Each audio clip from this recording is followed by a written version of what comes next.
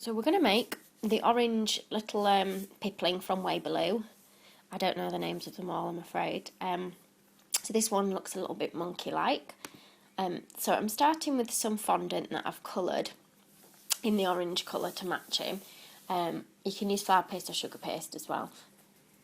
So I've rolled it into quite a large ball and then made it slightly oval shaped. Now I'm going to take another ball, which I'm going to roll, and then I'm going to slightly press it in at the top so it becomes a little bit of a teardrop shape but not too pointy at the top.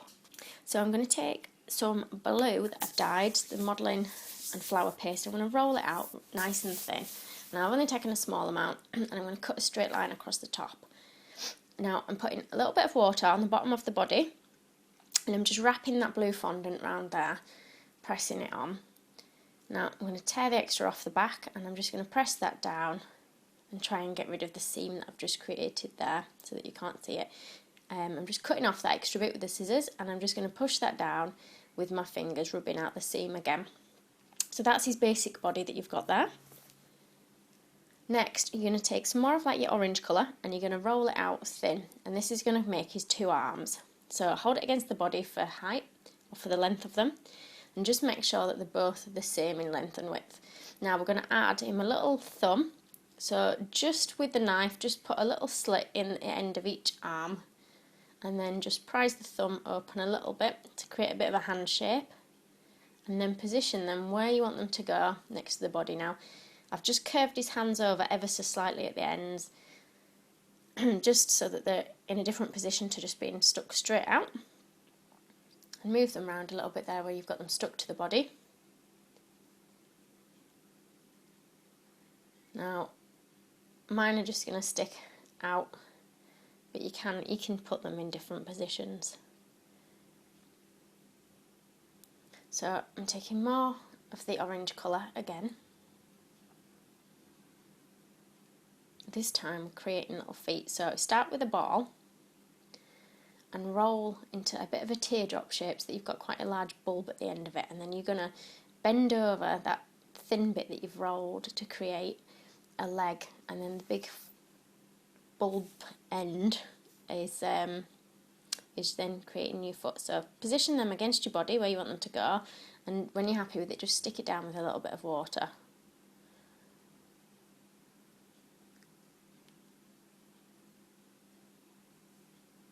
So that's his body with his arms and his legs. Now you can let it set a little bit if you find that easier to work with before adding your head and things. So I've rolled some more out nice and thin, which is just going to make his tail. Now I've left it ever so slightly a little bit fatter at the end of his tail, and you can just stick that to the back of him with water again. So this time I've mixed a bit of sort of flesh coloured flour and modelling paste, which is going to create his face. So I'm starting with a ball and I'm going to tease it out into an oval shape with my fingers. Now if you've got an oval shaped cutter, you might prefer to use that. I just sometimes find it easier to pull it out with my fingers bit by bit. So when you're happy that it's the right size, just put a bit of water on the back and just press it onto the face. So it's almost the full size of the head is his face. So with a tool, I'm just drawing in a little mouth. So I'm just opening it up with the tool to create a mouth where we can actually add him a tongue inside. Now using my balling tool, I'm going to add eye sockets at either side of his head. Now you might find that you can just put an imprint in with your finger if you don't have the balling tool. And then I'm taking the orange brown colour again, and we're just rolling some more thin sausage shapes, but slightly thinner at one end, to create his hair. Now I always find it easier to work with a picture of what I'm making in front of me as well, so you might find that easier to do. If you just print one off, it just means it's easier to follow what you're doing, and you can check you're doing it right as you go along. So back to the flesh coloured one, and what I've done is created two little circles, so round balls, then flattened them. Now I'm just dusting a tiny bit of pink just on the insides of those, just a little bit. Now I don't think it shows up very well on the camera, and then I'm also dusting a bit more on his cheeks and just around the very outside of his face, just to give it a bit of depth. Now the ears you're just going to stick on with a little bit of water. You might find, like mine, they're not sticking very well. So if you can't get them to stick straight away, just rest something underneath them while they're drying so that they then set in place. So I'm just going to use my modelling tools there just to prop them up to the right height, and I'll let that dry then like that. So 2 round balls of white fondant are going to do for our eyes. So try them against the face. So that one was a little bit big, so I've taken some off and we're going to try again to see if they fit. Just make sure they're both the same size,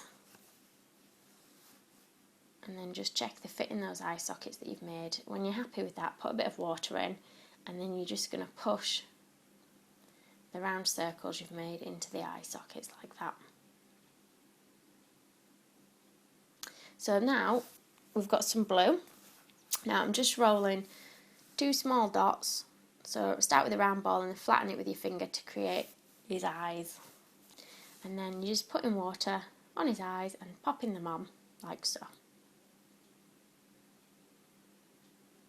Then I'm taking a bit of the black food colouring, the gel one, and I'm just going to paint in his pupils. Now you can, if you prefer, to roll out a bit of black fondant and stick that on, you can do that instead.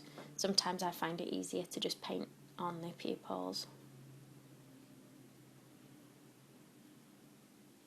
And you just have to be careful that you get them both the same size. It's easy to do one bigger than the other. So when you've done that, you're then going to paint on some little eyelashes. Again, just with little brush strokes above the eye. You don't want to go all the way around the eye with these. So now I've taken a darker brown and I'm creating his mouth. So I've just literally pushed a small amount of it in that opening that we'd made. Then taking a really small ball of pink, I'm going to push that in the bottom of his mouth. Now I don't think you can see it very well on the video, but when you push it in, just put a line in the middle so that it looks like a tongue. Okay, so to give his eyes a bit more depth, I've taken my blue food colour in again, and I'm just painting a little bit around the edge of his eyes to make them look a little bit more realistic looking. So you've got the lighter blue that you put on underneath in your fondant, and then a bit of darker blue over the top that you've painted on in food colouring. So I'm going to attach his head to his body. Now because his head is so big, I'm going to put a cocktail stick running through the body. Now obviously you need to make sure that nobody is going to eat this if you are putting a cocktail stick in the centre, and you're just going to push the head onto the body like so. Now because mine's not dried yet, it's a little bit unstable, but let yours dry before you stick it on a cake or do anything with it. So there you have it. There it is, finished. Thank you for watching. If you liked this video and would like to see more, please click on the images of the other videos suggested. Also, please do subscribe to my channel using the button at the bottom right hand corner of the screen. You can also visit my cake website and my Facebook page to see more cakes and ideas.